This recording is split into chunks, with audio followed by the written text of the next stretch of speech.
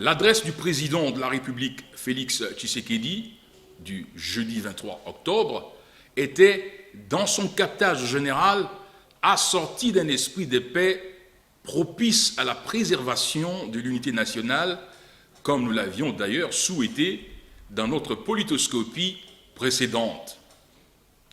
L'option des consultations et la modalité participative au gouvernement de la République sont aussi appréciables.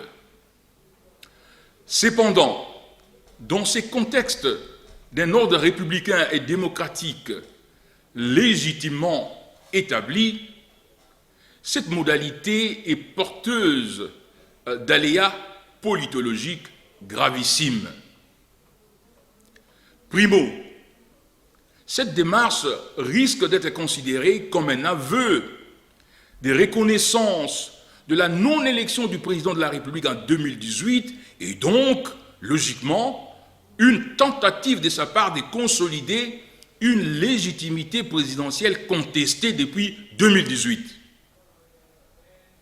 Secondo, Monsieur le Président, il n'existe aucune rationalité assurant que ceux qui vous ont dramatiquement marginalisé aux yeux du monde entier à Genève et ceux qui étaient au FCC, ayant géré avec ses leaders pendant des décennies et les ont quittés par situationnisme politique, sont devenus subitement détenteurs d'une vertu politique salvatrice qui va vous aider à résoudre le problème que vous avez épinglé.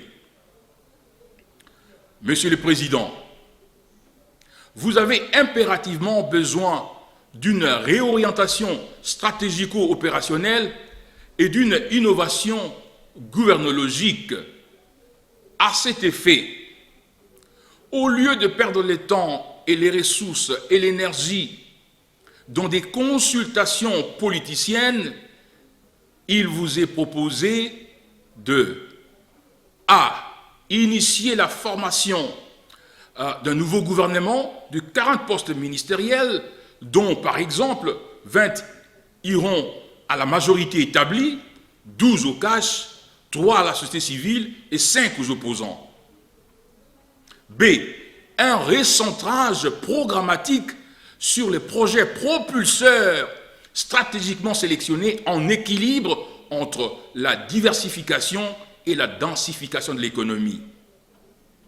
C'est un raffinement de votre propre cabinet présidentiel avec des personnalités telles que, par exemple, Kankwenda Mbaya et Nzongo Ntalaja. D. L'instauration d'un système de performance gouvernementale avec assignation des indicateurs gouvernométriques à chaque ministre, et cela avec des sanctions automatiques non négociables. Ce mandat, chers compatriotes, n'a plus que 2 années de travail devant lui. Des consultations politiciennes visant le renvoi des élections en 2030 pour créer une autre longue transition gérée par un gouvernement de l'union sacrée, tout cela va ruiner les acquis de la démocratie et de l'alternance. Que Dieu bénisse la RDC et que vive la République rationaliste.